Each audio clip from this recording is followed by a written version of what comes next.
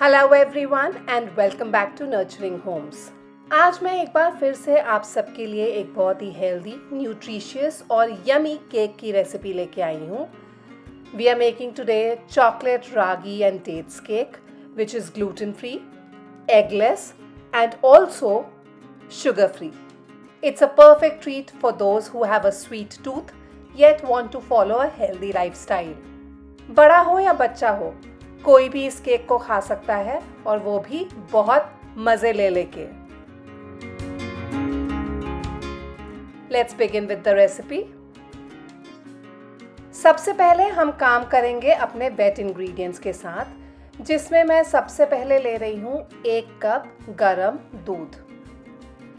इसमें मैं डालूंगी 3/4 कप डीसीडेड सॉफ्ट डेट्स यानी कि खजूर का बीज निकालने के बाद मैंने उनको कप से मेजर किया और 3/4 कप नाप लिया।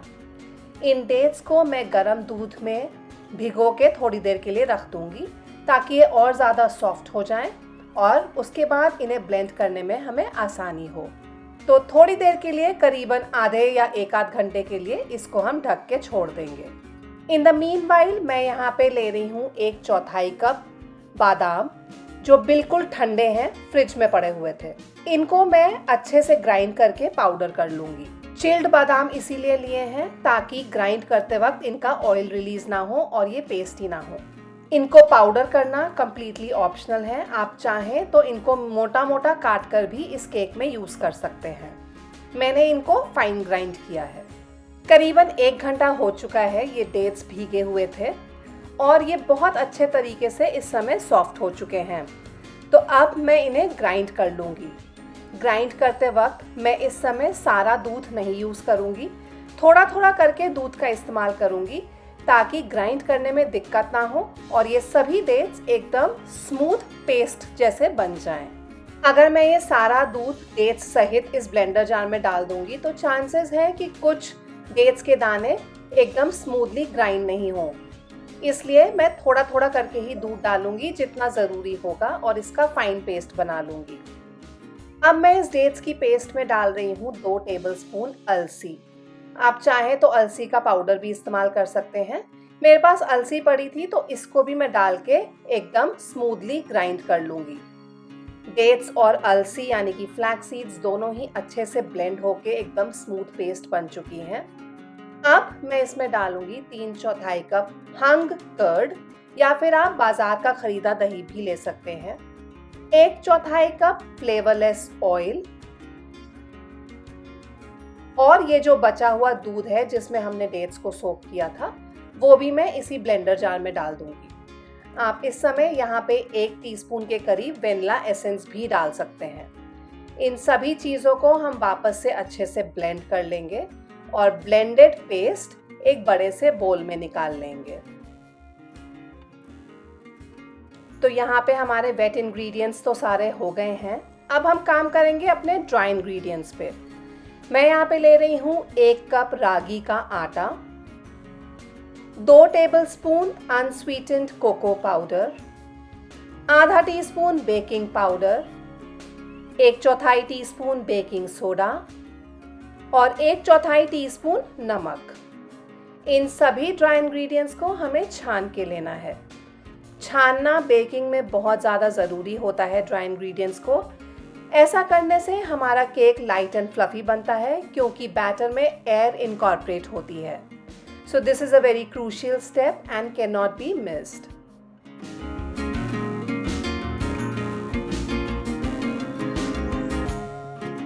सभी ड्राई इंग्रेडिएंट्स अच्छे से छन चुके हैं। अब इन सब चीज़ों को हमें एक साथ बस अब मिक्स करना है, बहुत light handedly, preferably using cut and fold method, लेकिन making sure not to over mix. Over mixing करने से हमारा बैटर बेक होते वक्त सिंक कर जाता है, इसलिए धीरे धीरे हल्के हाथों से ही मिक्स कीजिए। ये batter as you can see काफ़ी ज़्यादा थिक लग रहा है। इसकी कंसिस्टेंसी एडजस्ट करने के लिए मैं इसमें डालूंगी दूध। इनिशियली अभी मैंने लिया है 1/4 कप दूध, जो कि रूम टेम्परेचर मिल्क है। मेक श्योर कि आप चिल्ड मिल्क यहाँ पे इस्तेमाल नहीं करेंगे।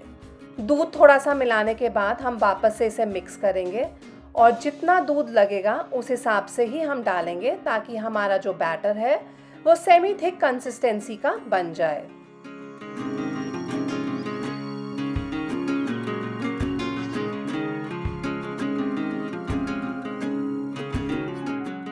This batter now looks perfect. आप स्पैचुला में बैटर उठा के देखेंगे तो ये थोड़ा सा थिक है और धीरे धीरे करके नीचे गिर रहा है। ये परफेक्ट कंसिस्टेंसी है इस बैटर की। अब ये जो पाउडर करके हमने आमंड्स रखे थे वो भी मैं इसमें डाल के इनको मिक्स कर लूँगी। अगर आपने पाउडर नहीं किया है तो कटे हुए बादाम इस समय आप अपने बैटर में मिक्स कर सकते हैं।